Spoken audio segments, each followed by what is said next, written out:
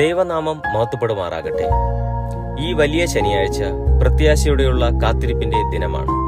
ദുഃഖവെള്ളിയാഴ്ചയുടെ ഇരുളിനും ഉയർപ്പ് തിരുനാളിന്റെ പ്രകാശത്തിനും ഇടയിലുള്ള നിശബ്ദമായ ഈ സമയം ആത്മീയമായ ഒരുക്കത്തിൻ്റെതാണ്. കല്ലറയ്ക്കുള്ളിലെ നിശബ്ദതയിൽ ക്രിസ്തു വിശ്രമിക്കുമ്പോൾ മരണം അവസാന വാക്കല്ലെന്നും ഒരു പുതിയ പുലരി വരാനിരിക്കുന്നുവെന്നും ലോകം തിരിച്ചറിയുന്നു. നമ്മുടെ ജീവിതത്തിലെ പ്രതിസന്ധികൾക്കിടയിലും ദൈവത്തിന്റെ കരുണയിൽ വിശ്വസിച്ച് കാത്തിരിക്കാൻ ഈ ദിവസം നമ്മെ പഠിപ്പിക്കുന്നു. വിശുദ്ധ ഗ്രന്ഥം ഇപ്രകാരം പറയുന്നു: കർത്താവിനായി കാത്തിരിക്കുന്നവർ ശക്തിയെ പുതുക്കും, അവർ കഴുകന്മാരെ പോലെ ചിറകടിച്ചു ഉയരും. ഈ നോമ്പുകാലത്തെ പരിത്യാഗങ്ങൾ ഉയർത്തെഴുന്നേൽക്കുന്ന ക്രിസ്തുവിനോടൊപ്പം പുതിയ മനുഷ്യനായി തീരാൻ നമ്മെ സഹായിക്കട്ടെ.